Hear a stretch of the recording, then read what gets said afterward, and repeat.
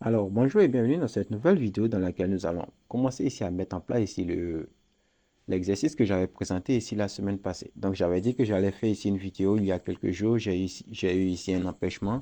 Voilà pourquoi est-ce qu'elle arrive ici plus tard que prévu. Donc là, ici, on va repartir ici à 0 et on va pouvoir coder ici cette interface. Et ici, j'ai mis ici encore une fois le lien dans la description pour que vous puissiez tomber ici sur le code guide qui héberge ici tout le code source pour que vous puissiez ici suivre assez rapidement. Donc là, on va repartir sur cet écran. Et là, j'ai généré ici un nouveau projet React. Et on va partir ici de ce projet pour le faire. Donc ici, je me rends ici au niveau ici de ma console. Et je vais ouvrir ici mon projet. Et je vais ouvrir d'abord ici le fichier app.jsx. Alors là, ici, ce que je veux, c'est d'avoir ici un système où on va lister ici. Je suppose que vous avez lu ici l'exercice. Donc, je vais retourner ici sur mon code, sur mon compte YouTube ici pour relire ici l'exercice. Et plutôt que d'aller sur mon compte YouTube, je pense que je l'ai mis directement sur la documentation. Donc, je vais aller dans la branche Free Folder. Je pense qu'elle se trouve dans la branche Free Folder. Et ici, je vais ouvrir ici le fichier exo.txt. Voilà. Donc ici, on doit créer ici, vous devez développer une application React permettant aux utilisateurs de gérer deux catégories de fruits distincts. Donc là, je peux copier tout ça et l'envoyer ici pour avoir plus de clarté. Donc là, on doit créer ici un système qui permet aux utilisateurs d'avoir ici des fruits qui sont dans une catégorie initiale. Et on va vouloir permettre à ce que l'utilisateur puisse ici partager ici ses fruits en deux différentes catégories.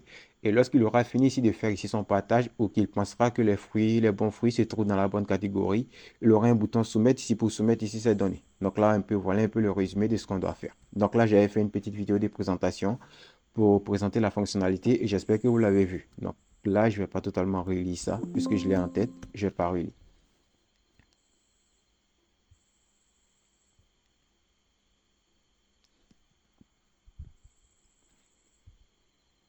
Donc là, ici, on essaie de mettre en place cette fonctionnalité. Ce qu'on va faire, on va repartir des zéros. On va tout supprimer ce qui se trouve ici dans le dossier app. Et on va juste laisser ici la balise vide qui est ouvrante. Donc là, si on fait ce qu'on retourne au niveau du navigateur et qu'on retourne sur le projet, on aura ici cet écran noir qui apparaîtra. Et alors, si vous voulez, vous pouvez vider ici le fichier index.css, histoire de repartir sur quelque chose de vraiment nouveau. Donc ici, ce qu'on veut faire, c'est qu'on veut avoir ici deux catégories initiales. Donc je me dis que là, comment est-ce que je vais faire? Je vais créer ici une nouvelle composante qui va permettre de récupérer ici ces catégories. Donc dans le dossier SRC, je vais venir là, je fais un clic droit et je vais créer ici une nouvelle composante que je vais créer ici un nouveau dossier que je vais appeler component.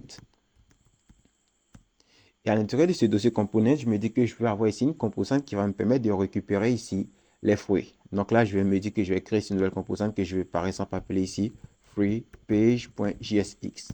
Donc là, ici, on dirait que ça représentera la composante. Donc ici, plutôt que de le faire ici, ce que je vais faire, c'est que je vais le faire un peu autrement puisque je vais avoir ici des codes de style CSS qui vont impacter ici la composante uniquement. Au niveau ici du dossier component, je vais générer ici les composantes sous forme de dossier. Donc là, je vais faire ici un clic droit, générer ici un nouveau dossier. Et plutôt que d'appeler ici fruitpage.jsx, le nom du dossier qui représentera la composante va s'appeler ici fruitpage. Et cette fois, on ne mettra pas ici l'extension JSX. Donc là, ça sera ici le nom du dossier. Et à l'intérieur du dossier, je vais créer ici un nouveau fichier que je vais appeler index.jsx. Et à l'intérieur de ce dossier index.jsx, je vais venir générer ici une nouvelle composante. Et cette composante-là, je vais faire ici un export default fonction. Et ici, au niveau de la fonction, je vais passer ici le nom de la composante. Donc là, le nom de la composante, ça sera dans notre cas ici fruit page. Et je peux venir ici supprimer ici la composante fruit page qu'on avait créée ici qui ne sert plus à rien. Donc là, on va appeler ici cette composante et il va utiliser ici le dossier des composantes, le dossier qui se trouve dans le dossier component, le dossier fruit page, et il va appeler ici le fichier index.jsx puisque ce dossier, ce fichier index.jsx, c'est lui qui représente ici la composante. Donc, ce qu'on va faire pour commencer, c'est qu'au niveau ici de app, on va juste lui dire qu'on veut importer ici free page. Donc là, on va venir faire ici un import de free page. Et tout ce que vous avez à faire, c'est d'importer ici free page. Donc, je peux enlever ici le hook, use state. On n'en a pas besoin pour l'instant. Donc là, ici, on importe ici fruit page du dossier component sous dossier fruit page. Et on n'est pas obligé de spécifier ici index.jsx. C'est-à-dire, on n'est pas obligé de venir lui dire qu'on va ici dans le fichier index.jsx. Il saura directement qu'il doit récupérer le fichier index.jsx.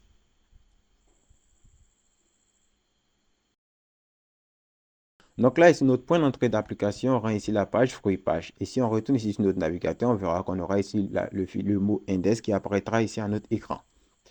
Donc, au niveau de la composante fruit page, on va y aller et c'est ici qu'on va travailler. Donc là, ici, on peut venir et on va masquer ici la page index.app.jsx et le fichier index.css.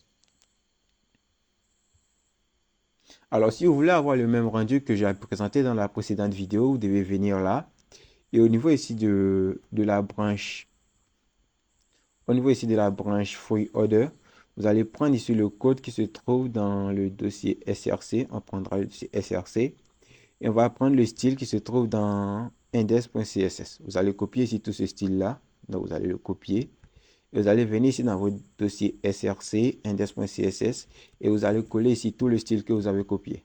Donc là, c'est pour ceux qui souhaiteront avoir ici. Oh zut, je ne retrouve plus Firefox. Voilà. Donc ça sera pour ceux qui souhaiteront avoir ici la même présentation que celle que j'ai faite lors de la présentation ici de cette fonctionnalité qu'on allait développer.